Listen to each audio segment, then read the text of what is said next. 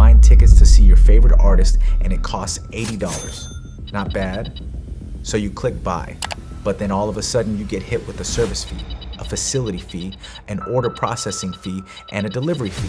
Your $80 ticket is now $127 and you feel robbed. But you click purchase anyway, because what else are you gonna do?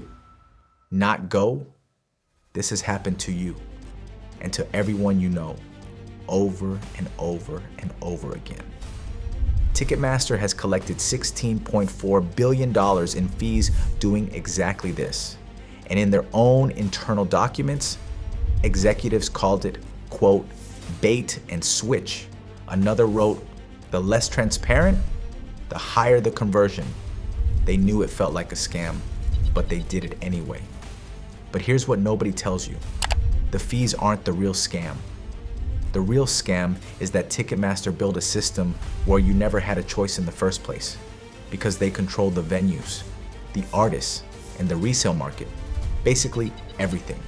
The Department of Justice calls it a self-reinforcing flywheel, but I call it a rigged game. This is how Ticketmaster rigged every concert in America, and why they might finally pay for it.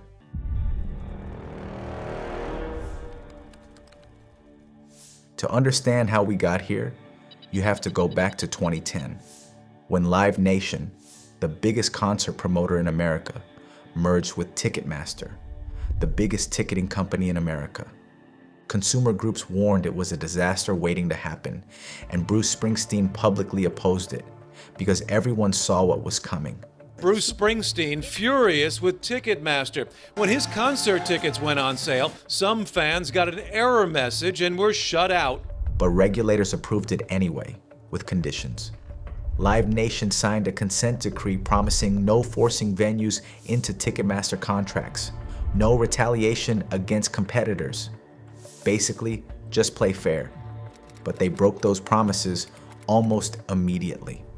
By 2019, the DOJ found Live Nation had, quote, repeatedly violated the decree, and venues reported widespread fear of retaliation. One venue was told directly, if Ticketmaster wasn't used, Live Nation would never do another show in our building. The DOJ's response? They extended the decree and added million-dollar penalties, but it didn't work. By 2024, the DOJ admitted the decree, quote, failed to restrain Live Nation from violating antitrust laws in increasingly serious ways. The merger everyone warned about had created exactly what everyone feared, a monopoly. But owning the market wasn't enough.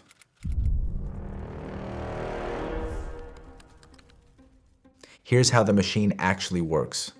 Live Nation controls over 60% of concert promotion. So when a big artist tours, they're probably working with Live Nation. Live Nation uses Ticketmaster's fee revenue to offer artists sweeter deals than competitors can match. Better guarantees, more support, and the artists sign. Now Live Nation goes to venues and says, we have Taylor Swift, Beyonce, Drake, you want them? Use Ticketmaster. And what's the venue gonna do? Say no? So now they have the venues too. Over 265 of them, including 60 of the top 100 amphitheaters in America, all locked into exclusive contracts for years, which means no competing ticketing company can get in. The DOJ puts it plainly. Artists have, quote, nowhere to tour without Live Nation's approval. Artists feed venues, venues feed ticketing, ticketing feeds artist deals, and round it goes. And here's the brutal part. At a Senate hearing, musician Clyde Lawrence broke down what artists actually earn at a Live Nation venue. We make $6 off a $30 ticket and nothing from the $12 in Ticketmaster fees. At the end of the day, the company is negotiating to pay itself. So fans are getting gouged, artists are getting pennies, and Ticketmaster is pocketing the difference. But the flywheel? That's not even where the real money is.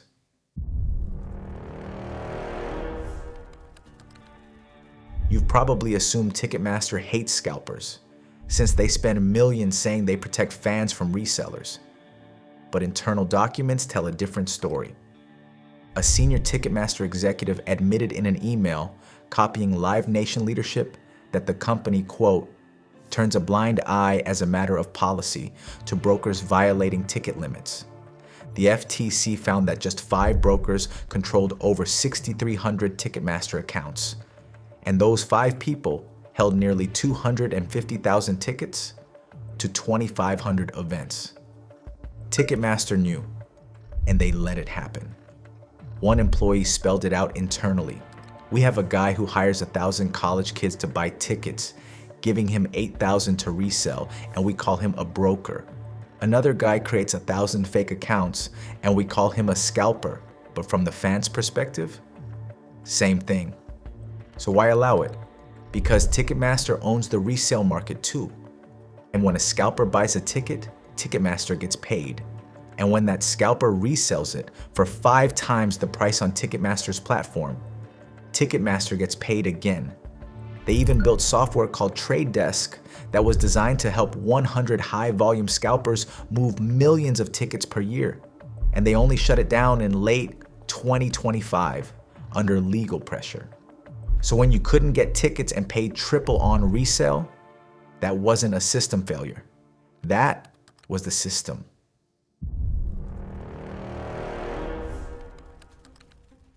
And if anyone tries to escape, SeatGeek won a 7-year contract with Barclays Center in Brooklyn and took it from Ticketmaster. But within 1 year, Barclays wanted to switch back. SeatGeek's CEO testified that this showed anti-competitive pressure, because if you use a competitor, suddenly Live Nation shows disappear from your venue. The DOJ found that Live Nation and Oakview Group allegedly colluded to divide markets, and internal emails describe Oakview as Live Nation's, quote, pimp and hammer. When Oakview considered promoting an artist independently, Live Nation CEO Michael Rapino shut it down, and Oakview's response was, "We have never promoted without you. Won't." Rapino replied, "Love ya. This isn't competition, it's a protection racket." And for 15 years, they got away with it. Until now.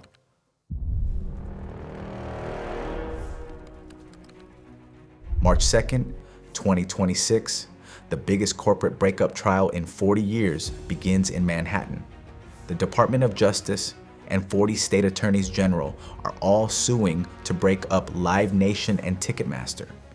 And if they win, Ticketmaster gets forcibly separated from Live Nation and the monopoly ends. But Live Nation is fighting back, and they claim the DOJ uses, quote, gerrymandered market definitions. But here's what they can't argue away. Their own emails calling their pricing bait and switch. Their own policy of turning, quote, a blind eye to scalpers, and their own threats to venues who used competitors. The receipts are already public. Now a jury decides what happens next.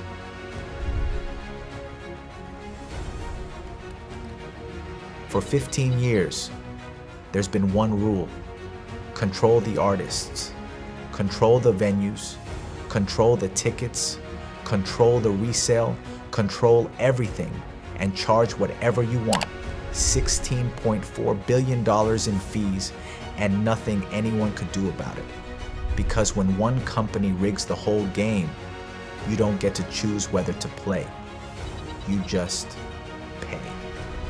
But for the first time in 15 years, they might actually lose. Thanks for watching, and I'll see you in the next one.